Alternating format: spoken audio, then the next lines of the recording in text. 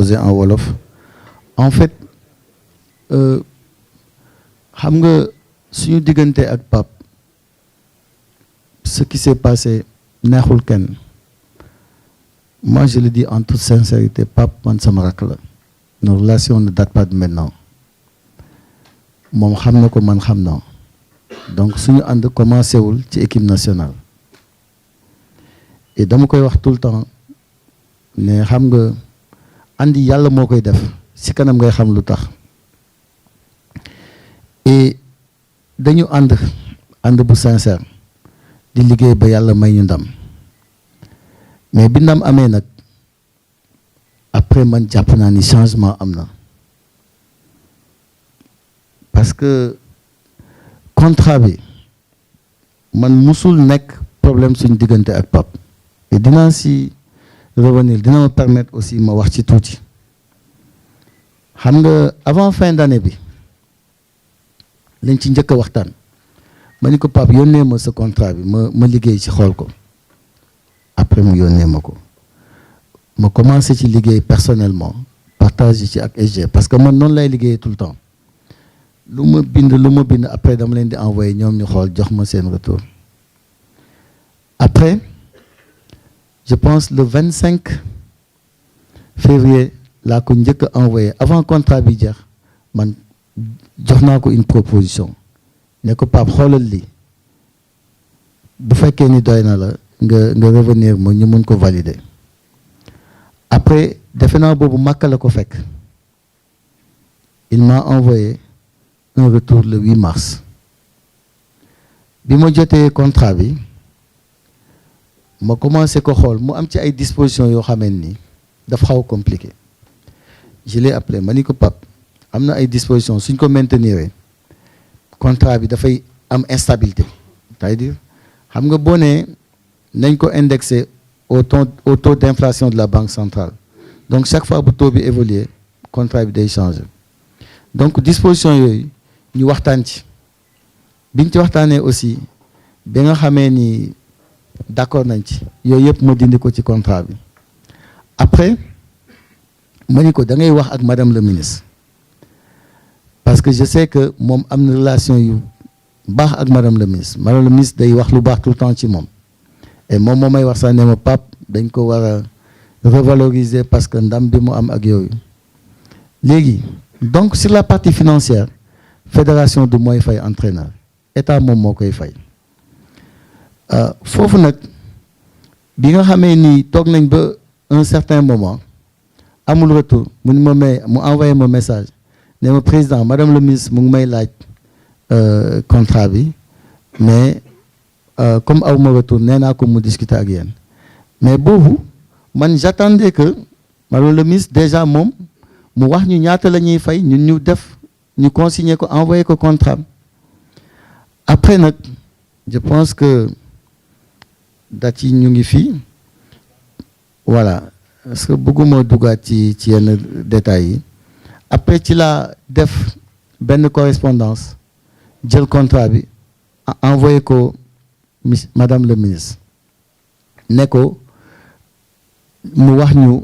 salaire u Pape ñaata lay doon ak comment dirais-je la prime de signature ñaata lay doon. Loolu bi ma ko defee madame le ministre envoyé ma sa réponse parce que man je pense ñu ngi ko jox lettre bi le 17 avril moom mu envoyé ma la réponse le 18 mai. Après jox ma ay instructions yu claires mu ne ma naa basé wu ci dernier salaire wu Aliou Cissé, le dernier salaire de Aliou Cissé moom la ñuy basé wu mu ngi nii. Pour les dispositions financières, je vous demande de vous référer sur le dernier contrat signé avec Aliou Cissé et ses adjoints. Voilà. Donc ci loolu lañ basé wu ñu def contrat bi te bi ma koy envoyé Pape dama jël lettre ministre boole ci contrat Aliou Cissé yónnee ko mais bi ma ko yónnee Pape n'était pas satisfait parce que je pense li ko ministre promettroon moom bokkul ak li nga xamee ni moom la gis ci contrat bi mais xam nga ñun nag comme ay exécutants lañ li ñuy jox ndigal rek loolu la ñuy bind. échanger nañ ci sax man woo naa ko mu ñëw vraiment ma jox ko ci ay conseils ak sama xalaat mais après mu ni ma président léegi bàyyi je vais faire une contre-proposition la ñu envoyé benn lettre man nag duma dugg ci détail yu chiffres yi parce que je pense que jaru ko li am solo rek mooy processus bi mais il a des prétentions et c'est tout à fait normal c'est légitime ku ci nekk yow yaa peut-être xam ni lii mooy sa valeur et aussi nga kii loolu mais après man aussi daf ci am loo xamee ni dama ci am ay limite ak fu ma mën a yam et bi nga xamee ni tamit dem nañ ba ñuy waaj a dem vers le 27 ñu dégg ay rumeur ne Pape nanguwul dem parce que ñu ne dañu signéwul contrat am te loolu aussi waxtaanuñ ci ak Pape ñun noonu lañ ko déggee rek après on a été saisi de partout on a échangé après ñu toog ñu waxtaan bi ñu waxtaanee et maa ngi ci sant aussi son excellence le président de la République parce que bi ma laajee bi ma ko expliqué dama ne ko en réalité mu ni ma ñaata lañ ko proposé ma wax ko montant bi mais xam nga le contrat de Aliou ñu bare dañu foogoon ne 30 millions lañ koy fay mais Aliou 20 millions lañ ko doon fay officiellement ci contrat bi mais la prime de signature lañ doon jël 10 millions di ko ci def ba finalement mu nekk 30 millions de fait mais c'était pas 30 après ci la ñu son excellence waxee ni vraiment 30 je pense que c'est acceptable suñ ko defee dina baax et loolu aussi finalement ñu d'accord ci même Pape ne ñu vraiment comme président joxe na kàddoom man léegi ça y est nangu naa non comme le président a parlé c'est fini après ñu dem bi ñu demee nag Pape ne ma bon léegi affaire état ça y est mais dama bëgg fédération jàpp ci waaw ma ni ko Pape xam nga man analyser naa contrat yëpp mais loolu musul am contrat yi ma gis musuma gis xaalis fédération dugg ci état mooy fay lépp mu ni ma grand doon na am ma ni ko ah mais su amee aussi c'est pas formalisé et donc mu indi discussion parce que daf ci am loo xamee nii dafa xawoon diis pour ñun par exemple sur la prime sur le pourcentage sur les primes de victoire man dama xawoon jàpp ni xaw na ëpp mais après mu ne ñu mais grand man 1% rek laa leen demandé mais ci document bi ma envoyé woon c'était pas 1% mais c'était 13% mais bi ma nee 1% la j'ai accepté après ma ne nañ ci def 1% parce que tamit vraiment il le mérite après mu ne ma grand il faut ma am une prime exceptionnelle xam nga déjà il y a la prime de signature bi état fixé mais mu ne ma aussi il faut ma am une prime exceptionnelle bon ma ni ko là aussi c'est un peu compliqué mais je vais faire un effort parce que c'est important yenn détails yi ñu xam ko après finalement c'était pas kii wu ma woon mais après Ablaye ne ma mais président il faut mënul ñàkk sinon on va être bloqué et tout et prime exceptionnelle boobu on l'a accepté finalement ñu jël ko ci xaalisu fédération mais dañ koy répartir sur durée contrat bi yëpp chaque mois ñu am luñ ko ciy jox mais jusque là xam nga waxtaan bi vraiment tout se passait très bien dañ doon waxtaan et tout bu ñu kiiyee mais à un certain moment nag je pense que peut-être am na lu ci dugg wala peut-être ñeneen ñi ci dugg ba finalement affaire bi c'est devenu très compliqué voilà parce que am na ci ay dispositions dañ ko ne Pape dispositions yi il faut ñu jéem ko dindi parce que bu fekkee nii xam nga les obligations fiscales xam nga loolu kenn mënu ko assumer à ta place par exemple ton salaire tout ce qui relève des retenues ak ay charges sociales ak yooyu mën nañ ko jël en charge mais yow say revenu am na loo xam ne yow yaay mën a def say déclarations au niveau des impôts donc il y a des dispositions soo ko ci defee loolu aussi duñ ko mun accepter il faut nga dindi ko donc finalement li desoon du woon ay problème mu xaalis beneen bi tamit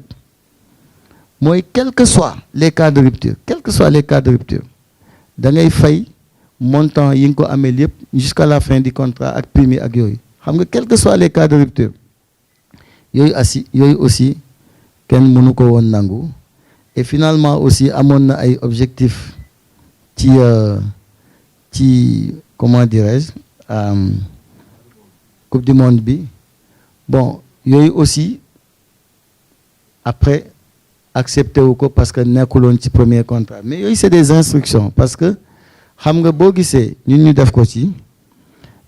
madame le ministre daf nañu je vous prie de traiter le dossier avec diligence pour me permettre d'avoir bon mu ngi nii en retour je vous invite à circonscrire le contrat entre le 1er mars 2026 et le 31 octobre afin de pouvoir assigner des objectifs liés à la Coupe du Monde 2026 et à la prochaine Coupe d'Afrique des Nations. Donc ñun boo gisee ñu def ko ci c'est une instruction bu ñu jox mais objectif bi aussi après nangu ko woon xam nga bu fekkee ne aussi da nga bëgg ay prime de qualification mais da ngay nangu aussi objectif yi ci donc finalement dem na ba nga xamee ni am na lu ci bare d'accord wuñ ci bon am na aussi ñu koy naan peut-être waa fédération say noonu lañ ak yooyu dem nañ daal ba jaxasoo ñëw suñu diggante et dem na aussi ba am un peu impact sur le fonctionnement de l'équipe nationale parce qu'à un certain moment on n'avait plus de retour sur ce qu'il fait voilà sur les 2 matchs man j'avais plus les classements voilà man ci terrain bi laay gisee voilà les 2 premiers matchs j'avais pas les classements si terrain bi ngay gisee classement yi bon te xam nga loolu aussi pour man c'est extrêmement grave on doit pas nous priver de l'information parce que et xam nga nag dafa am nit fu muy toll da ngay wax sa digganteeg yàlla man à un certain moment quand j'ai vu que c'était compliqué man maa xëy dem néegu Pape c'était la première fois may déplacé wu di dem néegam néegu joueur musuma dem néegu coach je suis allé ma ni ko Pape ñaari yëf moo tax ma ñëw seet si la mooy suma digganteeg yàlla ak le ma ni ko boo jàppee ni ñun say noonu lañ am ñu ko def sa bopp mun nga ñu gàddul ak te ak baaxul ma ni ko am na logique boo xamee ni boo ci continuer mun nga lor sa réew et je sais que bu ñu àndul am ay relations yoo xamee ni amuñu ko même dans la coordination c'est difficile ñu am ndam parce que lépp lu ñu daan def dañ koy def ensemble musul classement am alors que ñun la veille ou l'avant-veille ou quelques jours avant amuñu les retours ñun ñëpp ñu discuter ci et c'est comme ça que ça se passe voilà donc il y a des situations et dem na ba nga xamee ni rupture de confiance am na et ça aussi il faut l'assumer parce que peut-être wóolootuñu parce que am na ci loo xamee ni peut-être man waxuma ko directement mais EG mën na ci ñëw mais am na ci loo xamee ni aussi constaté nañ ko voilà et am na loo xamee ni aussi am na impact sur le fonctionnement de l'équipe parce que am na détails yu ci bari mënuñ ci dugg et donc du coup da ngay xam ne am na situation bu am boo xamee ni peut-être que nu loon mais quand même avant le 3e match envoyé na ma message mais boobu fekk na